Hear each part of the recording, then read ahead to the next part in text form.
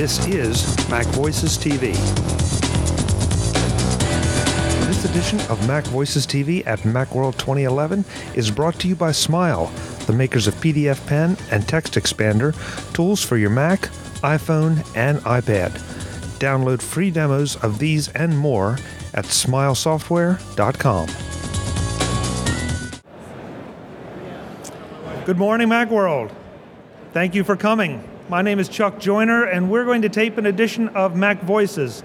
This is a show that I do live. Well, not live, as a podcast, I should say. We record it live, obviously. But we decided this time, instead of just doing a one-on-one, we would do a panel of some experts in their fields to talk about something that a lot of you are facing, and that's parenting in the internet age. Some of the challenges associated with it, some of the solutions associated with it, or maybe just some of the questions we all need to be asking. I'm going to go first and introduce the panel. I need to tell you that the qualification to be on this panel is you had to be a technologist and you had to have kids so that you're really experiencing the problems live and are dealing with it. Now, under the heading of full disclosure, I don't have any kids. I don't plan to have any kids, which makes me the perfect person to second guess everything that these people are going to tell you. So we're going to have a little fun with the topic, but I think it's one that's very interesting. Before we start, I want to thank the guys in the back that are doing this for us, the folks who generously offered us the Macworld Live stage, and also the folks at Panasonic who were nice enough to give you that monitor so you can see us, and see us. I think that's a good thing. So thank you, everyone.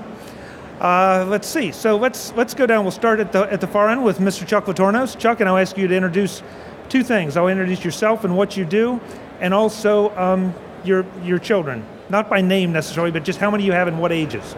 Okay. Oh, I guess you can hear me. All right. My name is Chuck Tournous. I work for a site called RandomMaccess, 2 M's, 2 C's, 2 S's, as well as I'm a contributing editor for the Mac Observer. Did a session this week at Macworld, and I'm glad to be here for this panel. I have 3 kids, a 19-year-old daughter, and 2 boys, 16 and 13. So this is the only year that I'm going to have 3 teenagers in the house. And I think I can only handle 1 year of having 3 teenagers in the house, so that's a good thing. Omaha. My name is Omaha Sternberg, and I am the host and producer of iGame Radio, a podcast and blog about gaming on the Mac and iOS devices. And I'm also a freelance author who has written for Mac Life and Macworld magazines and iPhone Life. And I have 2 girls, 11 and 13, so I am in the tweener and teenage phase. Lots and lots of fun. Chris. I'm Chris Breen. I write for Macworld. I host the Macworld podcast. I've written books for Peachpit Press, and I also do training videos for lynda.com. I am an old dad. My daughter was born when I was 45, and now I'm 29, and so she's 9 years old. And she's the love of my life, but very precocious. Tonya? I'm Tonya Engst. I'm co-founder of the email newsletter and website TidBITS. And I also am editor-in-chief of the Take Control series of electronic books about how to use your Mac and other technology. I have a 12-year-old. So I have a lot of advice and ideas for kids younger. And this whole tweener stage, I'm not liking so much. Mike. I'm Michael Rose. I am the lead editor of the Unofficial Apple Weblog, tuaw.com, and often the host of our Sunday night live podcast on TalkShoe. And I am the father of 2 daughters, a 6-year-old and one who turned 10 actually this Wednesday during the show, or right before the show. She had the temerity to be born during Macworld season, so I've actually missed, I think, 6 out of her 10 birthdays, which may disqualify me as a good dad, but certainly qualifies me to talk about technology and parenting and how great it is to video chat birthday greetings to your children. So. Now, the one set of instructions I did give to the panel is please don't say anything that would embarrass your children. What do you think the chances of that happening are? 0? Yeah. Okay. We're now down to 4. Okay, guys, so let's just get right out of the box. Not as a parent, but one of the things that parents seem to have such a hard time with, we're all still figuring out the social network thing. The kids are growing up with it. And that makes it a real challenge because to them it's natural, to us it's a little alien. So how are each of you handling social network interactivity? And Omaha, I'll start with you because you sound like your girls may be, well, you and Chuck, but you two may have the ones that are in that phase where they really want to be social. Oh, yeah. Especially my 13-year-old, who is the cell phone genius. She is chatting all the time. That includes at the dinner table, when she's talking with you, when she's in the car, when she's supposed to be sleeping, et cetera, et cetera. So, of course, we've had to set down a whole bunch of rules about chatting on the phone. And we started out with just sitting and saying, okay, these are the rules about when you can and can't use your cell phone. And then I found that I did some surfing online and got some information about some other people who had run into the same problems. And one of the things that they did was they set down a cell phone contract. And I thought, oh, that's awesome. I love this idea. So I sat down and started writing something up like that.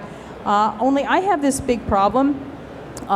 I'm a policy wonk, and when it turned out to be 5 or 6 pages long, I realized I had a problem writing the cell phone contract because my kid wasn't going to really appreciate that. So I've been trying to work it so that it will only be about 1 page long. But anyway, basically we're guiding her into the contract, and rules such as you can't bring the cell phone to the dinner table. It's not that you can't use it, you can't bring it, because when it comes right down to it, she's got the stupid thing on vibrate. So the moment a message comes through, she hears it or she feels it, and she goes immediately and grabs it. All right, it's that instinctual reaction, and so just not having it available for her to grab is the necessary rule. So she has to turn it off when she goes to bed. She can't keep it on at night when it's plugged in. And she can't bring it to the dinner table, and she can't take it to certain things. And I'm trying, basically the idea that I had in my head was that when you're having these conversations, when you're doing this chat, you are in fact having a conversation with a friend. It is not that it's just a one-on-one thing, you're sending something and then later on something is sent back to you. You're really having a conversation with a friend. And I'm trying to guide her into the concept that is actually what's going on. So she can't just be chatting with her friends on her cell phone and talking with her family members at the same time, because it's rude. It's like having a conversation with one person while the second person is talking to her at the same time. It doesn't work. And so as long as I'm trying to get her to realize that is what's going on, then she's going to understand when she grabs her cell phone and starts talking to people, she can't be talking to somebody else face to face at the same time. Eventually, I'm sure that will work. But yeah, we're moving in that direction as to think about that particular way of thought as far as chatting on the phone. But yeah, as far as social networking is concerned, that is her main social network tool, is using the cell phone and chatting all the time. Could I point out, Omaha, that you're the only one on the panel who has her cell phone sitting beside her right now? This is for research. Oh, yeah. Chuck, how about you? You fall in that same age range. Yeah, my daughter, who's 19, as I said, and my 16-year-old son have now embraced FaceTime in a big way. And when that started up, we needed to lay down some immediate ground rules. Now, my kids have learned from the time they could get on the computer about things like you never chat online with anyone you don't know, the stranger danger and all that kind of stuff. So one of the rules for Facebook was that you need to accept mom and dad's friend request, on your Facebook account, because we need to see what's going on there. And we also actually made them let us know what their password is on Facebook as well. So we're pretty stern. And there's being in technology for as long as I've been, there's no one in the world who understands how all-encompassing technology can be and what an obsessive experience it can be. No one understands that better than my wife.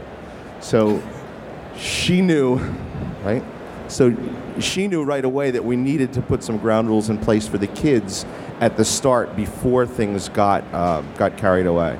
I remember before my kids were old enough to really use cell phones and texting, walking down the mall and seeing a bunch of high school kids, and they all seem to be either texting or talking on their cell phones. And my first thought is, well, if there are so many other people you'd rather be texting, why don't you hang out with them instead of the people you're with? So it's something that we've been kind of aware of and watching for as our kids got into the ages where they started wanting to get into those technologies. Now, I have to say, Facebook is big with my kids. Texting is big with my kids. Twitter does not seem to even raise the needle for my kids' generations. I don't know about you guys, but it seems to be kind of an old folks social network. My 13-year-old, this is exactly what she says. Twitter is for old people. Yeah.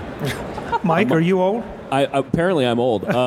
Just in response to what Chuck and Omaha said, my 6-year-old has now, she's done something adorable, and she sees my wife head for the keyboard, and she'll turn and sharply say, "Don't tweet that." So their perspective on, they're a bit younger. Their perspective on social networking is that it is in fact a grown-up technology. My 10-year-old is just getting her first email, just got her first email accounts this year, so that the Facebook horizon is a little bit further away. But your point about enforcing that they accept mom and dad's friend request, I had to think about whether to accept my mom and dad's friend request. So I do think the digital divide there is a little interesting. I think that we as parents in that sandwich generation are thinking through some of the same social networking questions that we then are going to have to turn around and enforce for our kids. And is it always going to be the same answer in terms of how we relate upward to our parents' generation and how we relate downward to our kids? I don't think it always is going to be the same. I think there are going to be rather stark differences from time to time in how we treat our elders and how we expect them to behave from a tech perspective. Yeah, part of the divide, I think, is, I look at some of the things that kids post on their walls right now, and I keep thinking that, someday you're going to go for a job. Exactly. And your prospective employer is going to Google you. And do you really want them to see you with a beer bong helmet, this kind of stuff, when they're considering you for a job? So when you get old enough to make those kind of decisions more responsibly, then okay. But in the meantime, I'm going to try to protect you a little bit. Wait. Chuck, now you say that. You sound like a parent when you say that. Okay, when you go to get a job, son or daughter, and that's, is it fair for us to expect kids to think like that? Tonya, I want to jump to Tonya because Tonya described her son as precocious. I think all kids are precocious compared to the way we were at any given age. They probably have 5, 6, 7, 8, 9, 10 years on us, maybe, depending on what age. How much of an issue is that? How can we reasonably expect, Tonya, your son at his age to think like we do and respond like Chuck would like his daughters to? Do you really want that picture out there to be seen? Well, I think that we cannot expect 12-year-old boys to be in any way considering how they're going to get a job when they're in their 20s. That's not something that they can do. Why not? They just can't. Oh, okay. I hear it's testosterone poisoning or something. That never goes away. I have sort of the reverse problem. My son sees my husband and I, we both work at home, we've got all the computers, the whole deal, and he sees the social networking and the email as more of an intrusion of something grown-ups do because it's their job. And he's been somewhat resistant about email and things like that because he wants to be a kid and do kid things. We also live in a fairly small town in upstate New York, and there's not a lot of money around, and a lot of families don't get cell phones because they just don't have the money. So I think in high school we'll start to see that more, but most of the middle schoolers are just not really there yet. So that may also speak to some interesting geographical or socioeconomic differences that we may start seeing with the teenagers, especially as they get to college, they may have different expectations. I'm going to jump in on that and say that I think negative modeling is a good idea because my daughter is the same way. If I come upstairs and I've got my iPad in my hand and something's going on, or I pull my iPhone out and I start tweeting something, she goes, "Oh, you're on Twitter again." I said, "Yeah, isn't this a drag?" She goes, "I hate it." And so I said, Facebook's the same way. People spend all their time in there. So part of it is her seeing that how wrapped up I am in technology, and she wants my time. And so for me as a parent, I am sort of in the reverse position where I need to put that stuff down and devote time to her where she sees, yes, this is an intrusion. You're taking time away from me because you're doing this stuff. And occasionally you tweet about me, and that's personal, so please don't. And so, you know, and I try to reinforce that. I say, you're right, this is taking time away from you. And so let's, you know, when it's time for you to do this stuff, let's remember this so that it doesn't become an intrusion for all of us, that you're a kid, you should be doing kid stuff and spend it with us, because someday you won't. Yeah, Omaha, I'll let her get in, then you, Chuck. Yeah, regarding the amount of time we spend on technology and the intrusion it can bring into our lives, my husband has a nasty problem with spending way too much time on his laptop. I mean, he just will get home from work and get onto his laptop to do some work, and hours later he's still on it, because he just starts reading stuff, and he'll go to another article, which is linked to another article, which is linked to another article, which is linked to another set of cool pictures, which is linked to another set of stuff. And you know, hours later, he's still there. And the kids will have gotten into the habit of reminding him, Dad, you're still on your stupid laptop. Put the darn thing down and pay some attention to us. And he's gotten to the habit of now recognizing when they have gotten to the point of saying, you're on your darn laptop, put the stupid thing down, that it's time for him to get off and pay some attention to the kids. But I did want to mention one quick thing about the Facebook. Now, my 13-year-old is actually my stepdaughter, and we don't have the greatest of relationships with her mother. Her mother decided it was an absolutely fabulous idea for her to have a Facebook account before she was the age of 13, which is technically against the EULA of Facebook. So we had a bit of a conflict with that and tried to have a conversation with Facebook regarding whether this should actually continue. Facebook does not converse with people. If you have an actual problem with things like this and try to email them and try to get it resolved, they don't respond to you. We were not able to get any of this fixed. We were not able to resolve the issue at all.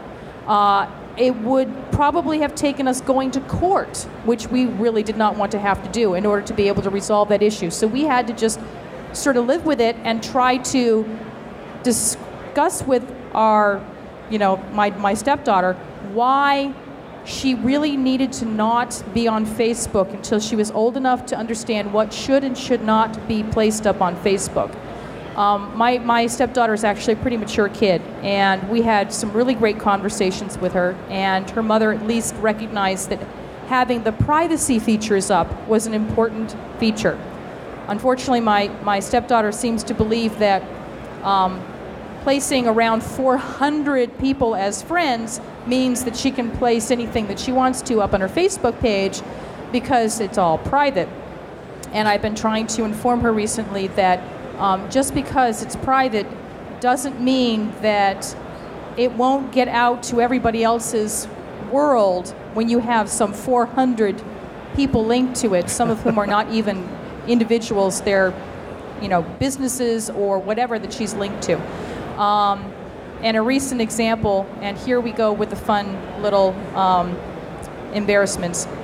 So my husband has a reputation with my stepdaughter's friends. Apparently, for reasons I have no clue, and none of us do, he is become very frightening to all of my stepdaughter's friends, especially the boys, which is bizarre because my husband is exactly the opposite of frightening.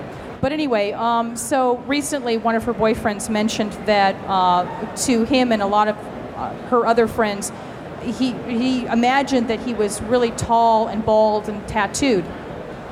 And so this came up later on, and I mentioned something about, oh, well, they think you're tattooed and bald. And my husband misheard and thought I had said that he had tattooed balls. My stepdaughter thought this was hilarious, and she put it on her Facebook page. Because my husband and I are on her Facebook page, we saw it immediately and said, no, you can't put that on your Facebook page. That doesn't work, especially not for 400 individuals and companies, etc., who are going to see it, think it's funny, and maybe go ahead and place it on their social networks, which are not privatized, etc. Well, I think we can actually one-up that, because as we are now live streaming, I think millions of people now know about your husband's anatomy. Which he does not have, by the way. We may want to mention also, by the way, that that your daughter's mother is a sterling person in every respect. Yes. And should she be tuning into this at some point, we might mention that we absolutely love her, and please don't sue us. Yes, having a not good relationship with somebody does not mean that they're bad. Remember those instructions about not embarrassing your kids? Oh, well. Chuck? Hey, I just wanted to go back for a second about the question you asked. Can you really expect a teenager to have that kind of foresight to think about what their actions are going to mean for the future? And the answer is obviously no. But the fact that we try to protect them from bad decisions is not unique to technology. That's what parenting is, right? You know, it's why we teach them about, staying away from strangers and not doing drugs and don't drink and drive and don't run with scissors and all that stuff. So it's not really a technology issue. That's part of parenting, is trying to help kids make good decisions or make good decisions for them until they're ready to make good decisions themselves. Mike, you wanted it? And I agree completely with that philosophy. I think that the important thing is, back to Omaha's point about the 5-page contract, it's important to set relatively few clear, bright lines that, here there be dragons, do not post your personal details, no sexting. I mean, like, whatever the big rules are, keep them to enough to count on one hand or maybe two hands, and then do the decision-making support under that, knowing that there will be bad decisions, there will be bad choices that take place. You try to, A, inform them, and B, reduce the consequences of those bad decisions as best you can. So that's where parental controls come in. That's where introducing technologies at age-appropriate moments, particularly social technologies, which are so, the impact, the ripples from those are so big. I mean, we at our site, we hear from, I'd say, at least one person a day saying, can you please take my name off a comment I put on your site 5 years ago when I was 15 because I'm applying for internships or jobs now. And if people are asking us that, imagine the factorial of the number of people that are asking that across the web for sanitizing their online reputations. It's a good lesson for the kids now. I did love the essentially all down the panel, the idea of that we're one spouse or another is showing up and sort of getting embedded in the laptop and missing the whole evening at home.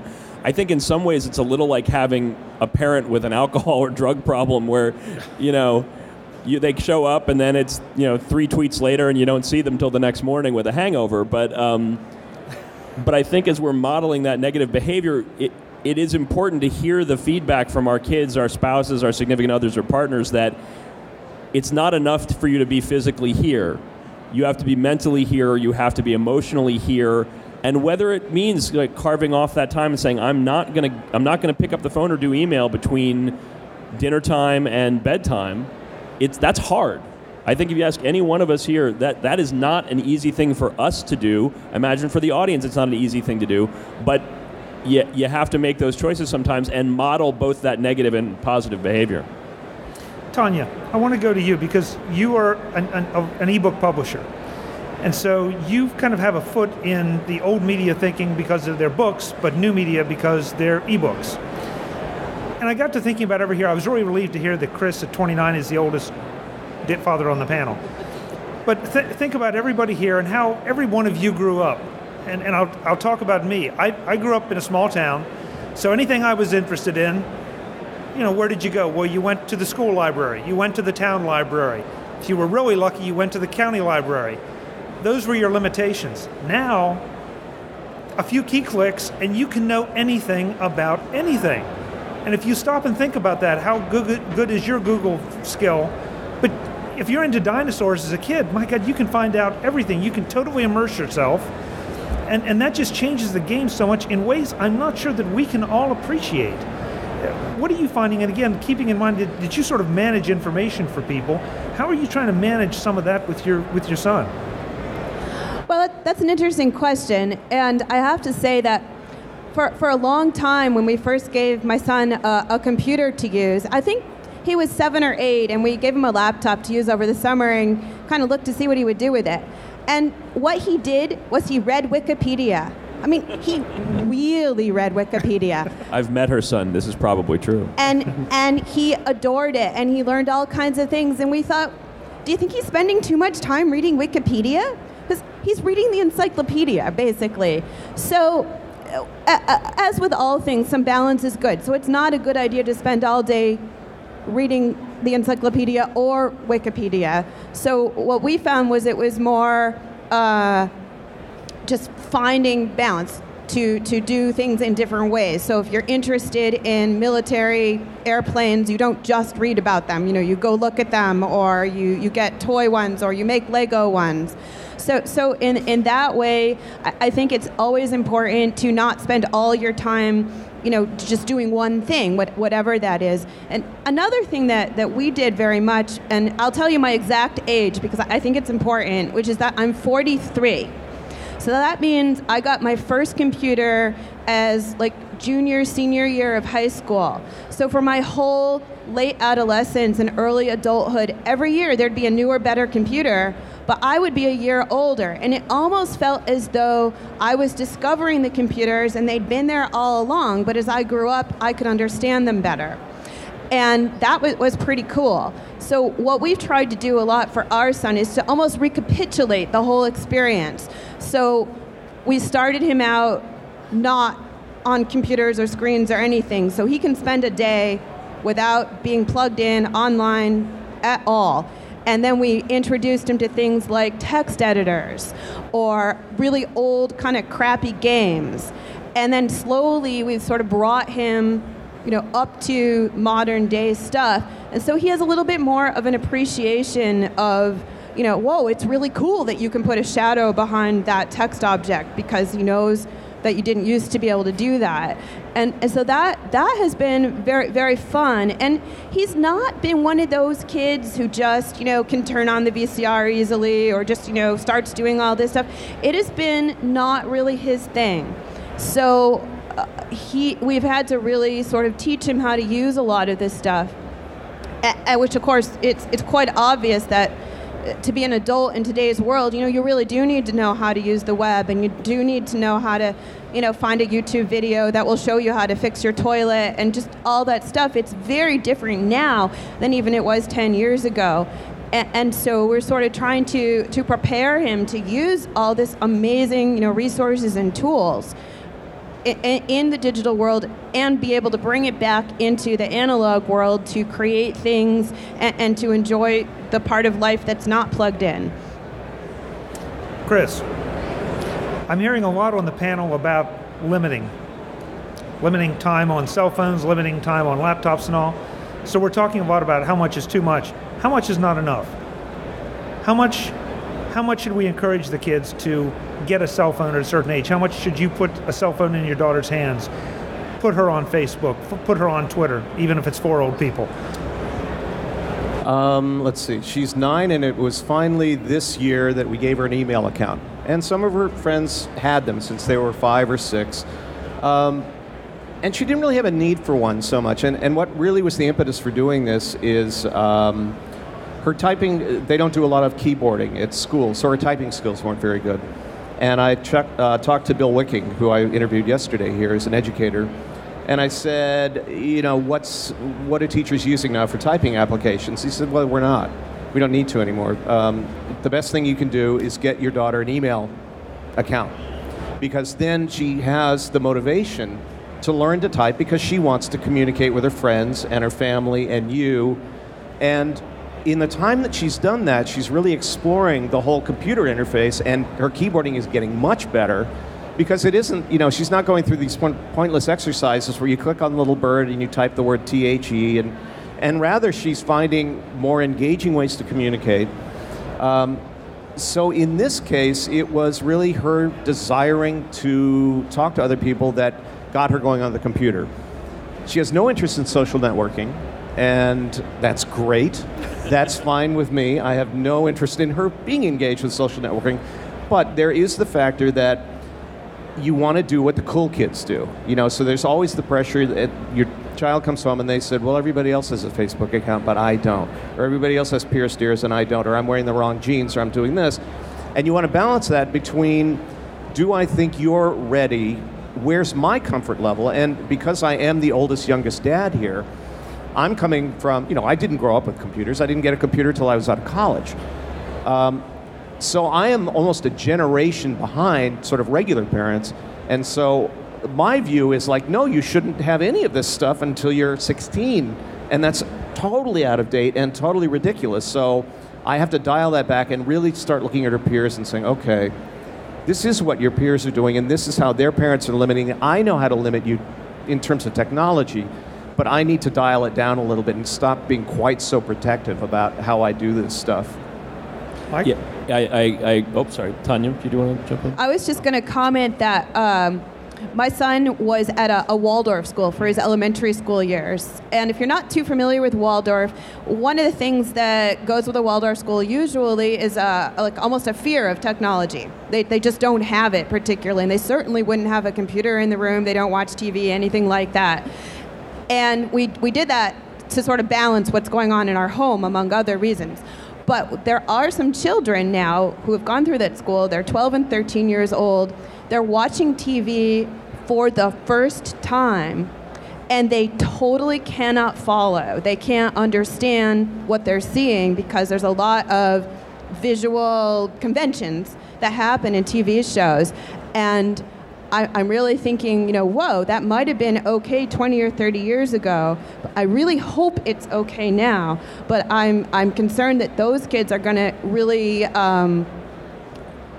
have more trouble adjusting to any kind of a normal mainstream educational environment where they do expect that the kids will go home and get on the internet and like watch supplemental videos and things like that to supplement what they're learning in school. Mike and then Chuck.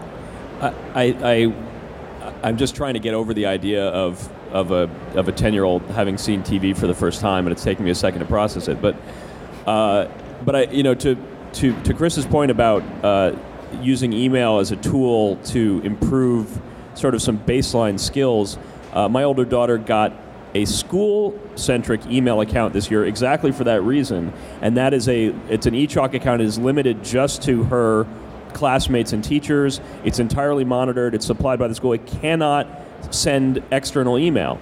So that's great, and it does sort of kick off that curiosity level both with the interface and with keyboarding. The challenge for us was she has camp friends who aren't on that system. So how are we going to address that? And we got her a Gmail account, which is also, again, to the point, that's not in their terms of use. You can't give a 10-year-old a Gmail account officially. But you can, oops. You can obscure that real address. You can put up a front address for that, and her public-facing address is not the same as her Gmail address. You can now delegate Gmail accounts so that as the parent, you can read everything that they are doing. I recommend it. And what's been really interesting is it's given us the opportunity to sort of tackle some of the novice problems that, again, parenting upward, I have the same challenges with my dad that I have with my daughter. My dad will send out a chain email to all his friends, sorry, Dad, that says, repeat this and send this to all your friends, and Bill Gates will send you $5. I'm like, Dad, no. And then my daughter will go on Google Translate and translate a little bit of doggerel into simplified Chinese that says, I'm really looking forward to Thanksgiving, and then email it out to all her family members and her camp friends. And I have to say to her, sweetie, no, that's not okay, So it is a relatively consequence-free or low-consequence way to start getting those lessons in there, but you have to get there at the front. You can't wait until the bad habits are sort of established and then tackle it, because it'd be like, what? Why now? Why are you taking me to task over this? Be there for the beginning of it and make sure those habits are maintained. New panel instruction: please don't embarrass your parents either. Too late. Chuck? I've already embarrassed my parents many times, so it's too late for that. When I look at where the boundary is between what's not enough tech and what's too much, try to think of a couple different things. The first is the technology being used as a means to an end, right? Is it a tool for discovery? So, in Tonya's son's case, he's finding out about all sorts of different things that really interest him that would be much more difficult without technology. I mean, it opens up worlds to us that were never open before. But if it starts becoming an end in itself, then that's too much technology. And the other thing is, if it's preventing you from developing other kinds of social skills, then I think that's too much. So for instance, I'm an assistant scoutmaster for my son's Boy Scout troop. And probably not a surprise, I'm the guy who runs the website and the email server. So a suggestion was made that we let the boys communicate to each other via email. And to a lot of people's surprise, I spoke out against that. I didn't want the boys to just be able to send a blast email list out to the entire troop and not have to worry about whether the message was received or whether it was understood or whether it was clear. And I insisted that we still use a phone chain, because I think the idea of making phone calls and speaking to each other on a telephone is a lost art among kids. And it's something that's very useful, and it's going to be very useful to them as they get older. So we don't let them do blast texts and blast emails, and we want to develop those kind of real-world interpersonal social skills. Omaha? I'll make a brief comment about the lost art of using the phone. My 13-year-old, there's a big issue she has about using the phone to actually talk to people. And a couple of years ago, she just couldn't even understand how to make a phone call. Whereas with the texting, she was just, a master at it. And I and my husband were working together to try to get her to understand that, yes, using the phone to actually call people and receive phone messages is very important, not just for communicating with your friends, but also for emergency phone calls from your parents. And she's gotten to the point now where when we call her, she actually answers the phone and talks to us when we need to communicate with her about important issues or whatever. But it took some time to get her to realize that she actually had to do that. Yeah, I've seen kids almost literally paralyzed with fear over the prospect of having to call somebody up on the phone and talk to them in person. We've just become so enamored of just, it's such an impersonal skill to just fire off an email and not have to interact that way. That's fascinating, because we've all seen situations where there are parodies where we could be sitting here texting each other or tweeting each other as opposed to sitting and talking. It really has gotten to that point with the kids that they are not developing those skills. They're afraid of them. Oh yeah, if I could get a phone plan with just data and no voice, I could save a mint, because my kids, I don't remember the last time I saw a kid hold the phone up to their ear. I've had to teach my kids, both of them, how to have a conversation on the phone. And it was not something I expected to have to do, but literally, say hello, announce yourself, say goodbye, don't just sit there looking at the television set or looking at the wall. Talk to the person because they could not grasp that. And for us growing up with, the phone was the ubiquitous technology when we were kids. So that was what we knew. The screen is the ubiquitous technology now.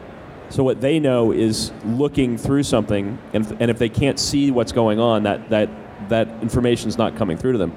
So, it's shocking. It is shocking that they can't talk on the phone. Now they can, and they've gotten to the point where they're comfortable with it. But it's like, I never knew that was a skill you had to teach. Yeah, but I think the technology's influenced that, because when I was growing up in the days of the hand crank phone, everybody in town shared one line, and so you'd have to tell people to get off the phone so you could talk to somebody down at the Higgly Piggly.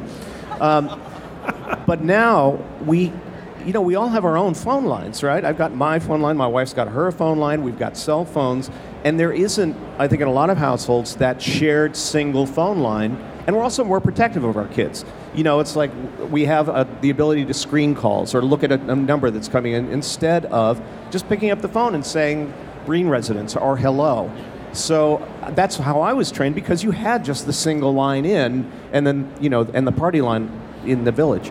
And so I guess I understand why some kids have difficulty now, because they don't have that open access to the technology that many of us had. Tonya? I was just going to say that we had the same experience. We really had to teach all the conventions of the phone, and I don't know why. It was pretty clear that my son's friends had the same problem, because they would call and, you know, we'd have very funny conversations.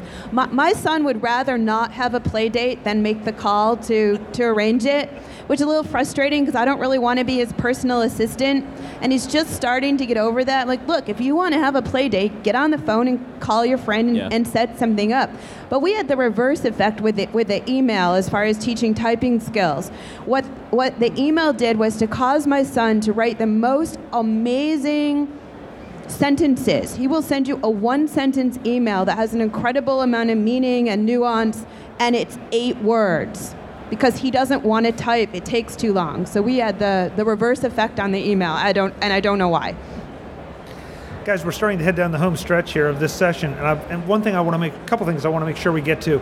Omaha, everybody thinks of gaming when they think of you, and gaming is a big thing in kids' lives, and a lot of us can't identify with that, either because they're not a gamer like me, or our games experience started in college, like Chris said, maybe with Missile Command. Now the kids are growing up with a keyboard or a screen in front of them, and there's not just Angry Birds. There is World of Warcraft. There are online immersive things that, we see the horror stories on TV about people spending days in these things. Give us some advice on how to manage kids with games. Well, there's a number of different styles of games. You've got your games on your cell phone, so you've got your mobile games that are there with you wherever it is that you're going. You've got your social games, your social online games, so that you can get access to them if you've got access to the internet, and then you've got your single-player games that are on the computer that you have access to, whether you have access to the internet or not. My 11-year-old is a big fan of games. My 13-year-old, she kind of plays games on an occasion, but it's not a big thing for her. But the 11-year-old, she loves them. And she will bug me to play games with her when she doesn't play them by herself. And it drives me up the wall. I love the fact that she loves games, because I love games too. I've loved them. I've been playing games since I started playing games with Pong. So I was there from the very beginning with video games. But were you 3? What was that? Pong? Were you 3?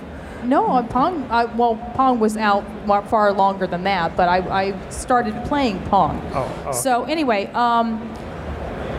she will start playing a game, and she'll just continue playing it, and then move on to another game and play that, and hours and hours and hours if you don't put limits on it. And you really need to. It's no different than any other kind of technology. It's no different than any other kind of thing that a kid does. You have to have some balance, and games are the same way.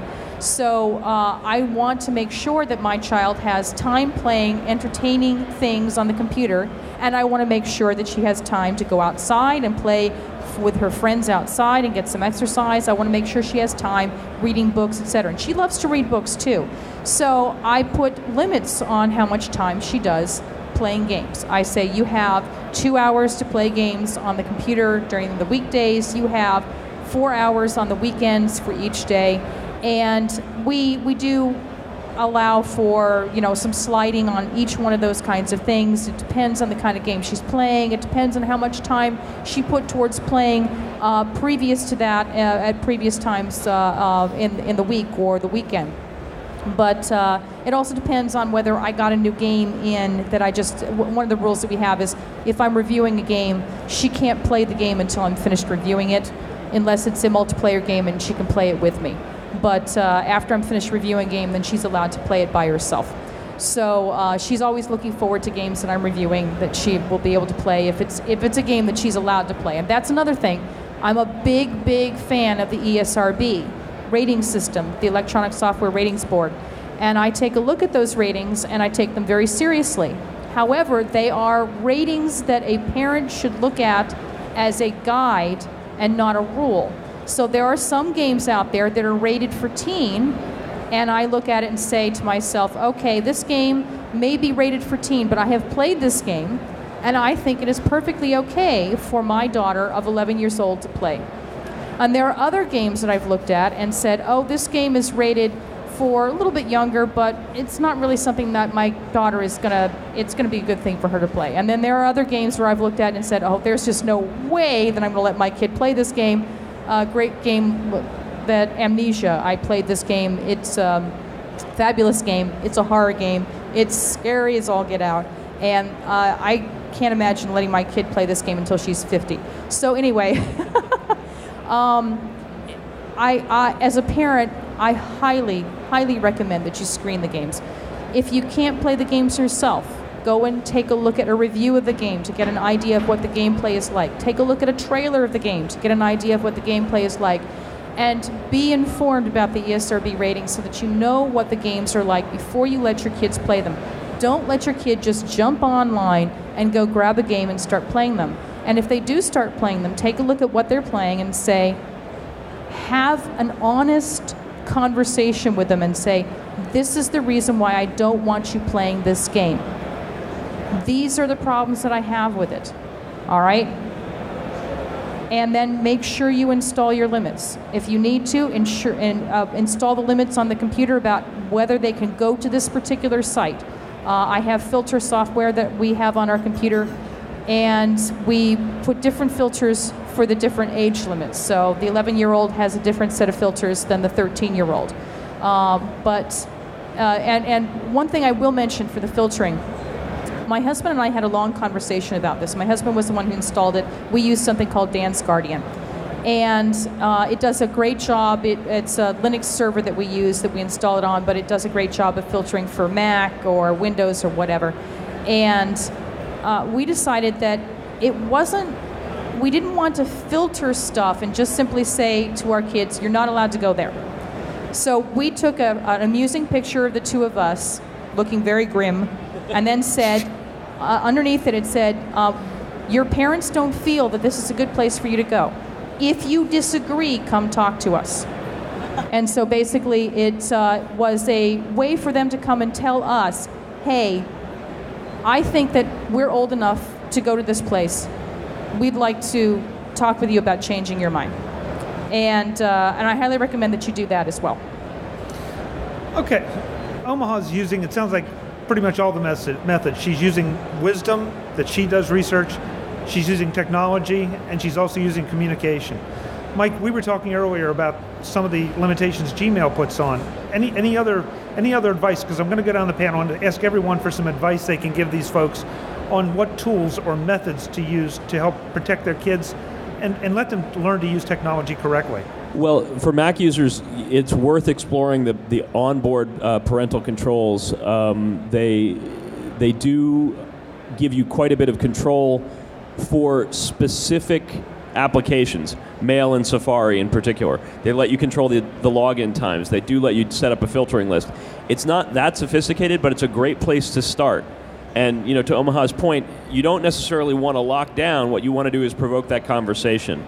For Windows users, the Windows Live parental controls are actually very sophisticated, and they have a nice feature that you can have it notify you in real time if there's a request to go to a particular site or go outside the lines.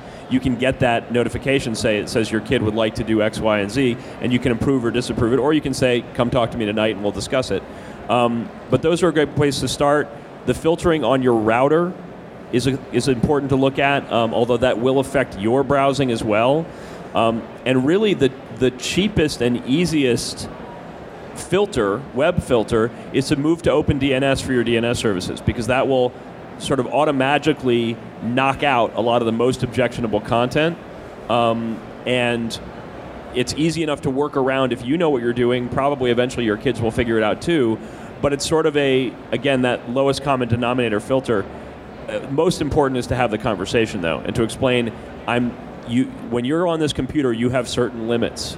There are certain things you're not going to be allowed to do. If you find that they are objectionable or they're preventing you from doing something legitimate, let's have a conversation about it. Don't try to work around it, because eventually I will catch you and then you're going to be in trouble. But if we have a conversation about it, if you say, I need to get to, a particular site for research or whatever, we'll make it work. rather than, stop here. Tonya?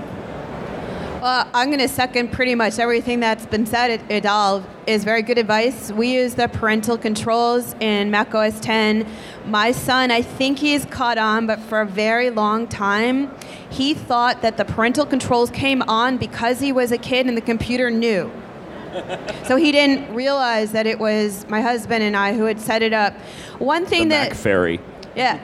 One thing that we're really kind of regretting is we gave him a hand-me-down iPod Touch a few years ago, and as far as I know, someone here may correct me if I'm wrong, we really want to be able to shut the thing down after a certain amount of time, because it sometimes gets used in the middle of the night, or just there's not very much control over it. And I think the iPod Touch is probably not going to be his for very much longer. Perhaps we'll need it back to write a book about it or something.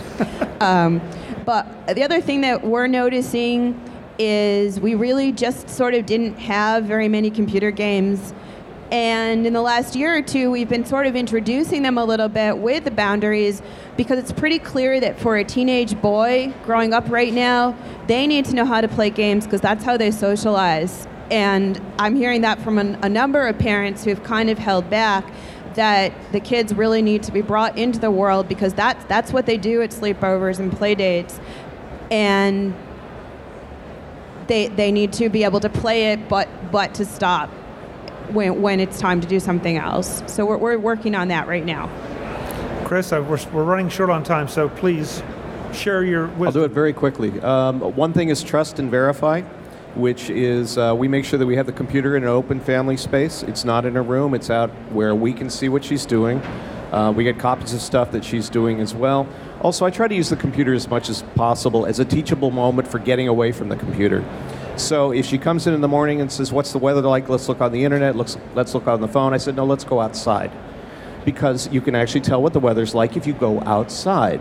So increasingly, I try to find reasons to get away from the computer and go into real life, so she learns from that rather than learning from a box. I'm going to skip you, Omaha, and go to Chuck because you started this. Omaha? Yeah, right, just, Chuck? Omaha. Just very briefly, I want to echo what Mike said about OpenDNS. That's a great tool. You should look into it. Also, we set Google search preferences to make sure that it's safe search is enabled. The other thing is kind of echoing what Chris said, and we do not allow technology upstairs in the bedrooms. So no laptops go upstairs, cell phones stay downstairs at night. It's kind of a good limiting factor. Our game console is not in the basement in a game room. It's up in the family room where we also watch TV. So, we know what's going on. And basically, I think that's the key. You need to be aware as parents. Don't put the computer in a common place where you can see what's going on. Keep your ear to the ground and find out what's happening in your community or the internet. Make yourself familiar with the technology your kids are using. They're going to get to it first, and they're going to be much, much better at it than you are. But the more you know about what's going on, the more you're prepared you are to deal with it. And, just monitor. Omaha, 30 seconds. You get the last word. Communicate. It's the best thing that you can do. Be honest with your kids, be transparent with your kids, and make sure that they understand that you appreciate them, and communicate with them about why it is that these issues are important. Great. No, I'm lied. I'm going to take the last word. Folks, I would encourage you to check out everything these folks do. There's a lot of wisdom sitting up here on this stage. If you have questions about what they do or about parenting, drop them an email. Interact with them. I know they'd love to hear from you. You can see this session again on MacVoices.tv after the show, a lot after the show. I'd like to get some sleep. I want to thank Mike Rose, Tonya Engst, Chris Breen, Omaha Sternberg, and Chuck Tournous for their time. Thank you all for coming. We'll see you online. Thank you.